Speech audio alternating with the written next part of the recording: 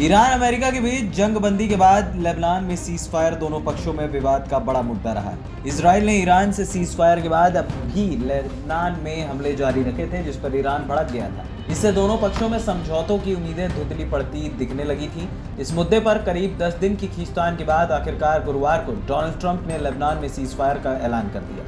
ये cease fire कराने में पर्दे के पीछे से सऊदी अरब का अहम किरदार रहा। सऊदी क्राउन प्रिंस मोहम्मद बिन सलमान और अमेरिकी राष्ट्रपति डोनाल्ड ट्रंप के बीच एक फोन कॉल से कथित तौर पर इसका समाधान निकला है। मिडिल ईस्ट आई ने अपनी रिपोर्ट में बताया है कि सऊदी अरब ने अमेरिका पर दबाव डाला कि वो इजराइल से लेबनान में सीज फायर के लिए कहे। सऊदी ने अमेरिका को ये समझाया कि ईरान के साथ बातचीत जारी रखने के लिए लेबनान में जंगबंदी जरूरी है। ऐसे में आप बेंजामिन नेतन्याहू पर दबाव डालें। इसके साथ ही सऊदी अब हार्मोज जल डमरूमध्य को फिर से खोलने के लिए मध्यस्थता की कोशिशों में भी जुट गया है। मोहम्मद बिन सलमान ने डोनाल्ड ट्रंप को समझाया कि हॉर्मुज का लंबे समय तक बंद रहना सभी के लिए नुकसान का सौदा बन रहा है। हॉर्मुज को खोलने और युद्ध को खत्म करने के लिए लेबनान में सीज फायर जरूरी है। ऐसे में आप इसके लिए इजराइल पर दबाव डालें। अरब और पश्चिमी अधिकारियों ने MEE को बताया कि सऊदी अरब के क्राउन प्रिंस मोहम्मद बिन सलमान ने बुधवार को अमेरिकी राष्ट्रपति डोनाल्ड ट्रंप को फोन किया।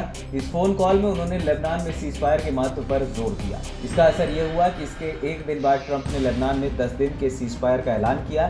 कई अधिकारियों ने इसका श्रेय सऊदी अरब की लॉबिंग को दिया है। सऊदी और अमेरिका के नेताओं की बातचीत से परिचित एक पश्चिमी अधिकारी ने बताया कि मोहम्मद बिन सलमान चाहते हैं कि हॉर्मुज जल डमरूमध्य फिर से खुल जाए। उन्होंने ट्रंप से कहा कि इस लक्ष्य को हासिल करने और युद्ध को खत्म करने के लिए लेबनान में सीज फायर बहुत जरूरी है। ऐसे में इसके लिए इजराइल से हमले रोकने के लिए कहें। सऊदी अरब के विदेश मंत्री प्रिंस फैसल बिन फरहान और रक्षा मंत्री खालिद बिन सलमान अगले हफ्ते अमेरिकी विदेश मंत्री मार्को रूबियो से भी मिल सकते हैं। अधिकारियों का कहना है कि इजराइल अगर पहले की तरह हमले नहीं करता और लेबनान समझौता कायम रहता है तो इससे तेहरान और वाशिंगटन के बीच दूसरे दौर की वार्ता की कामयाबी की उम्मीद बढ़ जाएगी। ईरान ने लगातार इस पर जोर दिया है कि लेबनान में सीज फायर उसका एक बेहद अहम मुद्दा है।